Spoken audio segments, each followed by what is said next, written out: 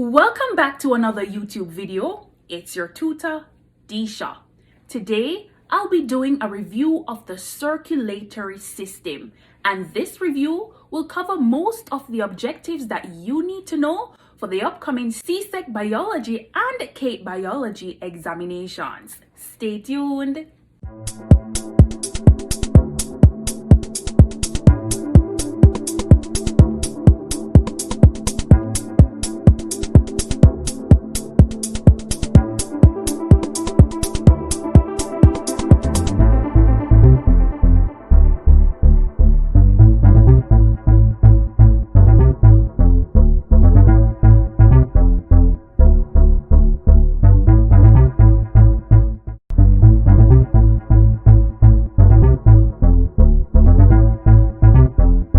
Now, what is the circulatory system? The circulatory system is a network that connects circulatory organs like the heart and the lungs, circulatory tissues like blood vessels and blood, and circulatory cells like the red and white blood cells, all executing the main goal, yes, of transporting important molecules like nutrients, oxygen, water. Now we have what is called double circulation. Double circulation means that blood travels twice through the heart in one complete circuit. What are the circuits, you might ask? Pulmonary and systematic circuits. For pulmonary circuits, blood travels to the lungs to be reoxygenated and then back to the heart via the pulmonary artery.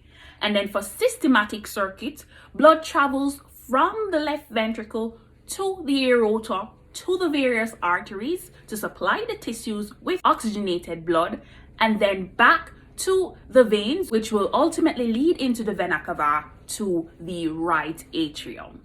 Now, before we get to the circulatory pump, let's talk about the circulatory medium, blood. Blood is a mixture of several different important molecules, yes, like oxygen, carbon dioxide, waste, hormones, nutrients, and most importantly, blood cells. There are three types: erythrocytes, leukocytes, and thrombocytes. Let's zone in a little bit on an erythrocyte.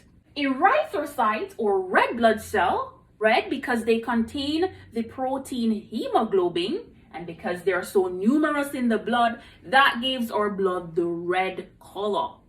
Erythrocytes also lack important organelles like the nucleus, the mitochondria, and the endoplasmic reticulum because they're dedicating all that space to house the hemoglobin molecule, and because of this, they're normally short-lived. Let's talk about that protein called hemoglobin. Now remember, in Unit 1, yes, for the CATE Biology Unit 2 students watching this video, in Unit 1, I taught you about protein structure and functions, specifically quaternary proteins. Remember that hemoglobin example? Yes, the hemoglobin molecule contains 4 protein subunits. Each subunit can carry one oxygen molecule. So that means a single erythrocyte can carry up to 4 oxygen molecules. Cool, right? In addition to oxygen transport, the erythrocyte also transports carbon dioxide. But there's a little difference. Instead of the carbon dioxide binding to the heme group, it's gonna bind to the amino acid portion of the hemoglobin molecule. And when it does, it's called carbaminohemoglobin. You better take note of that. And once it does, it will be converted to carbonic acid. Yes, facilitated by the enzyme carbonic anhydrase. Now, once carbonic acid is formed, it's gonna dissociate into bicarbonate ions and hydrogen ions.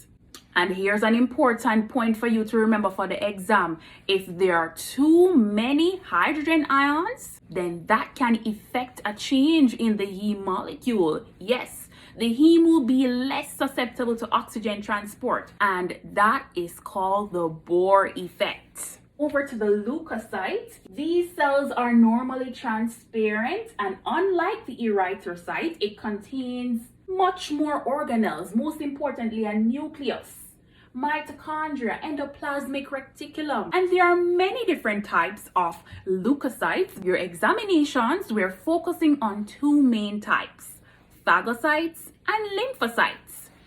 Phagocytes engulf and destroy foreign particles and pathogens in a process called phagocytosis. And lymphocytes, on the other hand, like the T and the B cells, they are involved in an immune response. Final blood cell, or I would say blood particle, thrombocytes, aka platelets. Story time. So one day I was in the country and I dropped and bust my head. Wound was bleeding like crazy, and then after a while it stopped. And then after a while, I get a scab. Today, thankfully, I'm realizing that the thrombocytes, yay, they help my cut to get better. That's the exact role of the thrombocytes. They create a clot at the sites of wounds by clumping together, creating a blood clot. They also secrete proteins that help your wounds and your bruises to heal faster.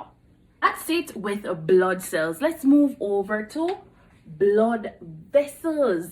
And there are three types. Yes, capillary, vein, and arteries. Let's start with the smallest, the capillary. Now, capillaries found in the circulatory system are 1 cell thick. Yes, that means substances like nutrients and gases can easily diffuse across the walls of the capillaries into the tissues that need them.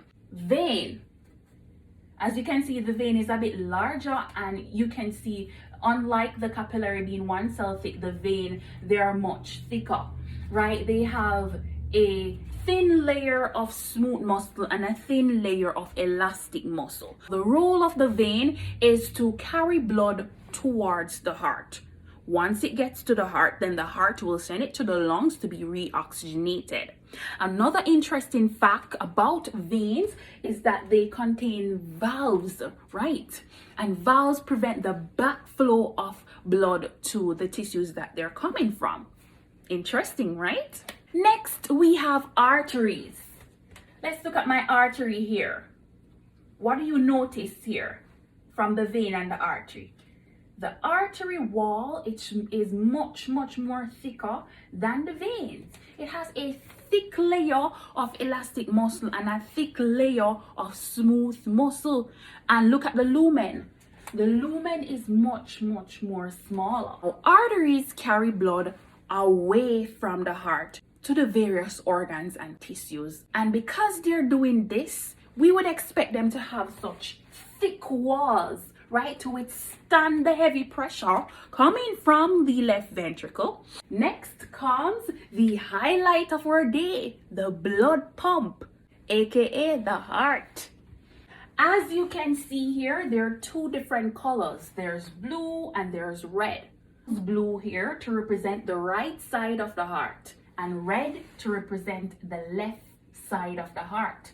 Note that the right and the left side are separate compartments, and they're separated by what is called a septum. And there are two chambers here. The upper chamber is called the right atrium, and the lower chamber is called the right ventricle. And these four chambers are separated by valves, which I said before prevents the backflow of blood into the chambers. They also lead into their various respective arteries and veins, or aorta, vena cava, and so on. Join me now for part 2 of this video, where I will dissect a pig heart so we can talk a little bit more about the anatomy and the physiology of the mammalian heart. See ya!